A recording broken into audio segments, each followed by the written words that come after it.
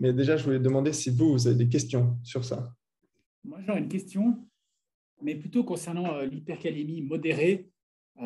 C'est à partir de quand qu'on donne de résonium finalement? Donc quelqu'un qui n'est pas assez haut pour faire un protocole insuline-glucose, évidemment, mais voilà, à partir de quand on le donne? Parce que j'ai vu plusieurs choses. Hein. Oui, tout à fait. Je pense que il n'y a pas on va dire, de gold standard. Je pense que ça dépend un peu de chaque néphrologue, surtout, parce que généralement, c'est des gens qui sont plus chroniques. Donc, on le donne dans les patients où on s'attend que ça ne va pas redescendre tout seul. Donc, typiquement, un patient qui a une hypercalémie et qui est traité en même temps, on est en train de le diurétiquer par du Lasix parce qu'il vient pour une décompensation cardiaque, il a une petite insuffisance rénale dans ce contexte-là, il va descendre son potassium, c'est sûr. L'autre côté, c'est si on voit que chroniquement, le potassium est en train de monter gentiment et qu'il y a une sorte de trend à la hausse, là aussi, chez des patients avec une insuffisance rénale, là aussi, on va le donner. Et c'est généralement vraiment dans les patients qui ont une insuffisance rénale parce qu'autrement, on va mieux en fait, utiliser le rein. Donc, on va utiliser plutôt des diurétiques pour baisser ça.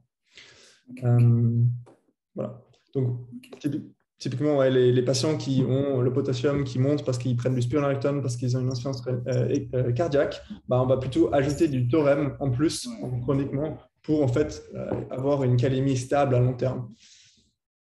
Ok.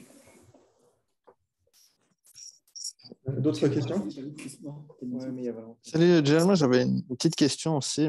Déjà, merci pour ta présentation. C'était très agréable en cette période de non-formation. C'était plus pour les critères de soins intensifs. En fait, est-ce qu'on considère que dès qu'on a une altération au niveau de l'ECG, c'est les critères de soins? Et puis, sinon, est-ce qu'au niveau de la valeur, j'ai vu que on considérait sévère au-dessus de 6,5. Est-ce qu'en dessous de 6,5 ou et critère ECG, c'est une indication formelle, entre guillemets, à un transfert aux soins si on voit un patient aux urgences avec des valeurs d'hyperkaliémie? Donc, on va dire, si on arrive ça dépend un petit peu de chaque hôpital parce que chaque hôpital est organisé différemment. Mais chez nous, on va dire, on fait ça comme ça, on corrige le potassium aux urgences. Donc, et puis, une fois qu'on n'a plus de modification ECG, qu'on va dire on a l'impression que c'est stabilisé, on peut le monter à l'étage, même si au début, il avait des modifications ECG.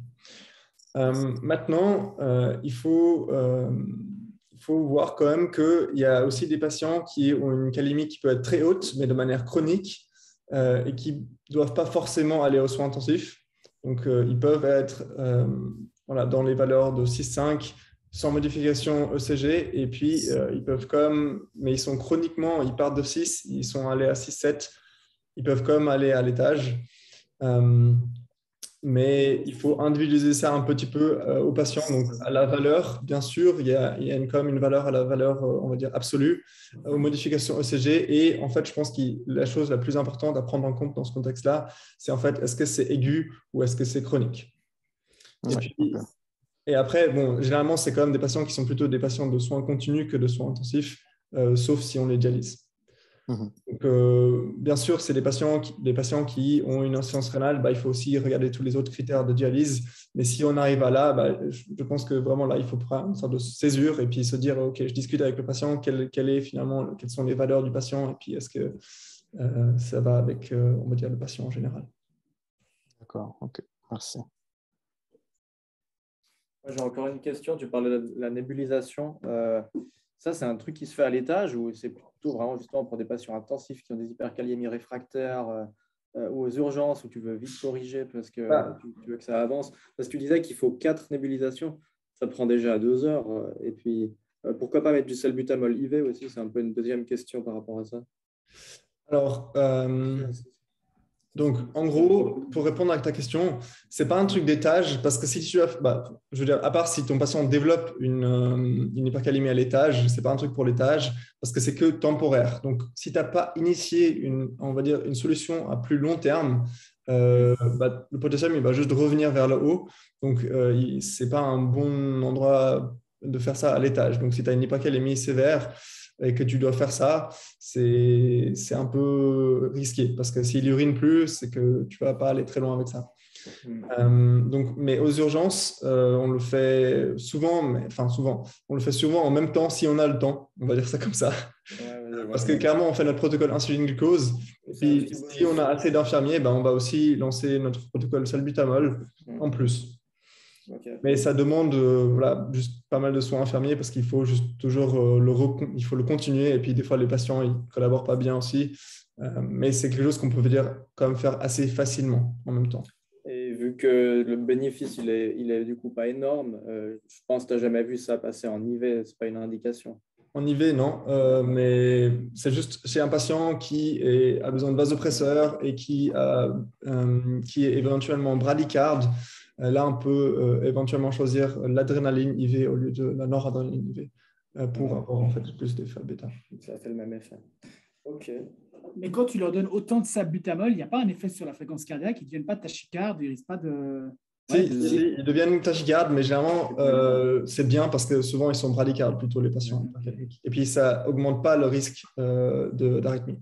Voilà, ça n'augmente pas le risque sur NTV ou un truc comme ça. Plutôt, ça diminue le risque. Si tu arrives à diminuer la calémie, ça diminue plutôt le risque. Ouais. Alors, justement, en parlant du cœur, en fait, moi, je me suis toujours demandé, quand j'ai vu des hyperkaliémies, est-ce que ça peut être grave de la corriger trop vite?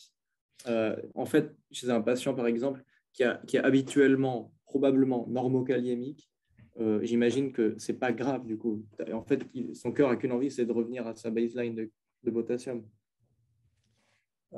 Ouais, alors oui, mais je me suis aussi déjà posé cette question et honnêtement, je n'ai pas la réponse. Est-ce qu'on peut précipiter une hypercalémie, est-ce qu'on peut précipiter une arythmie en corrigeant la calémie trop rapidement? Je pense que oui. Et puis j'ai vu un case report une fois où ils étaient passés ils avaient fait un bain de dialyse à 0, donc quelque chose qu'on fait presque jamais. Donc, en gros, ils utilisaient vraiment une solution de dialyse de 0 potassium.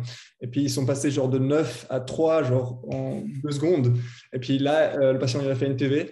Donc, oui, mais je ne sais pas exactement pourquoi, mais ça me paraît, comme tu dis, ça paraît, on va dire, logique que si on fait l'inverse trop rapidement, probablement, il y a quand même des mécanismes d'ajustement. Puis, ça peut aussi arriver. Ouais, ça, ouais. Tu n'as pas envie de faire de l'insuline glucose à un gars qui est hyperkaliémique de base trop agressivement. Ça dépend. Si sa baseline est à 5 et que là, il est à 8, tu vas le faire quand même. Ouais, oui. Ouais. OK. Et puis, ouais, comme tu disais, juste pour insister encore une fois, c'est plutôt l'hypoglycémie qui va être mortelle en fait en général quand tu fais ça. Les deux. C'est quand même le potassium, ça tue quand même bien. Donc, c'est aussi quelque chose où moi, c'est une des choses, je fais très, très rarement du potassium IV à l'étage parce que, honnêtement, il peut y avoir rapidement des erreurs et puis ça tue quand même aussi rapidement le potassium. C'est vraiment le truc qu'on fait, la substitution potassique IV, je pense que c'est le truc le plus mortel qu'on peut faire à l'étage de médecine s'il y a une erreur qui se passe à ce niveau-là. Donc, je pense que, on va dire, les protocoles insuline-glucose, c'est bien. Il faut juste se rendre compte qu'il faut il faut bien suivre la glycémie en même temps. Et puis, il faut aussi, en fait, se rendre compte que c'est juste temporaire, que ça va revenir vers le haut. Excellent. Donc voilà. C'est les diurétiques qui vont maintenir pour les diurétiques, j'utilise souvent un algorithme qu'on voit ici qui est, c'est du Internet Book of Critical Care, que ça reprend un petit peu ce que j'ai dit. Une dernière, mais ça concerne plus la substitution potassique, donc c'est plutôt l'hypokaliémie. Ouais. Finalement, au niveau du dosage, on donne les mecs, quand quelqu'un est très hypokaliémique, on aime donner IV. Mais finalement, on donne 40, 60 mecs, et c'est des choses qu'on donne aussi Péros. Est-ce que c'est une question de biodisponibilité ou est-ce que l'absorption est la même? Est-ce que c'est parce que ça corrige plus vite? C'est quoi l'avantage de donner IV finalement? Alors oui, ça corrige clairement plus vite. Et puis, il y a aussi une question de biodisponibilité parce qu'il y a toute une partie qui est quand même excrétée de nouveau par les selles. Donc, les deux. Donc, si tu donnes 60 mecs Péros, c'est pas comme 60 mecs IV, quoi, c'est ça? Enfin, si tu donnes Péros, il faut toujours donner le maximum. Donc, moi, je donne, ça dépend un petit peu. Tu donnes 3 fois 30. Ouais, je donne 3 fois 30, exactement. Et puis ça augmente très, très lentement la calémie. Donc, vraiment… Et alors qu'avec IV, aux soins intensifs, tu vois très rapidement que tu peux rapidement corriger une calémie en IV, alors que Péros, ça prend du temps. Je crois qu'il y a une des deux formes qui marche moins bien de K plus Péros. c'est le effervescent parce que vu qu'il a tendance à faire un peu de diarrhée aussi, tu repères le potassium. Oui, mais aussi c'est parce que c'est alcalin. Il y a Exactement. ça fait une alcalose métabolique iatrogène. Parce qu'il y a c'est du potassium effervescent, c'est du acétate, du citrate, il y a des bics. Okay. Exactement, c'est ça, exactement. Donc, et ça, c'est un truc qui est classique, hein. Enfin, genre, tu as diurétique à un patient, il a une alcalose et tu veux lui donner du potassium et du coup, tu es coincé avec l'autre forme, donc le cassosate. Puis, il existe en Suisse une solution de KCl Peros Non, effervescent. qui est non effervescent, exactement. Ah ouais, on l'a ici. C'est un truc rose. Et puis, en tout cas, chez moi, c'est toujours une galère de l'avoir. C'est pas sur le formulaire de notre hôpital. C'est... Ouais. Merci beaucoup. Merci. Voilà. Ouais. D'autres questions? Et ça, c'est pour quelle raison, tu penses? Est-ce que c'est peut-être les cellules du myocarde, les cellules qui sont responsables du rythme, qui n'ont pas uprégulé leur transporteur ou leur canaux? Et ouais. du coup, ça marche comme exactement. ça. Moi, je pense que c'est dû à ça. On va revenir à la fin, si on a du temps. C'est un peu un bonus sur la pathophysiologie, sur l'électrophysiologie, en fait, au niveau cardiaque. Je ne voulais pas rentrer dans les détails, mais je pense, en effet, c'est dû à un changement du nombre en fait, de transporteurs et de canaux dans les membranes cardiaques. Et puis, quand c'est chronique, ça va changer. Et quand c'est aigu, ça n'aura pas eu le temps de s'adapter. Si vous voulez, si vous avez encore le temps, on peut vite fait discuter encore de l'électrophysiologie. C'est une question que je me redemande en fait à chaque fois. Je me demande, attends, le calcium, ça fait quoi déjà au niveau de la membrane? Le calcium. Ouais. Si vous voulez, j'ai sorti ça vite fait. Donc, en gros, l'hypercalémie sur la dépolarisation cardiaque. Donc, en gros, ce que ça fait, c'est que ça change le potentiel de membrane de repos à quelque chose donc, de moins négatif, donc de plus positif, mais pas non plus totalement positif. Donc, en gros, vu qu'il y a en fait plus de potassium à l'intérieur de la cellule qu'à l'extérieur, il y a une sorte ça participe à un potentiel de membrane négatif. Donc, si tu as plus de potassium, en fait, il y a moins de négativité dans le potentiel de membrane. Et donc, ça, c'est une chose. Et puis, l'autre chose, c'est qu'en fait, ça ralentit aussi en fait, la dépolarisation initiale en fait, de tes cardiomyocytes. Donc, ça crée en fait ces QRS qui sont plus grands. Et puis, en fait, si on prend le cœur, donc ça, c'est des cardiomyocytes qui sont mis en fait dans une solution de calcium, en fait, on a besoin d'un courant plus grand pour induire en fait une stimulation. Donc, en fait, ce qu'on voit ici, donc c'est le courant qu'ils ont mis sur ces cardiomyocytes pour en fait induire une dépolarisation. Puis on voit que ici, donc là où il y a plus de calcium, en fait, on a besoin d'un plus courant plus grand. Ça, c'est un article hyper vieux, 1955. Mais c'est comme ça que ça marche, c'est que ça augmente en fait le seuil de dépolarisation.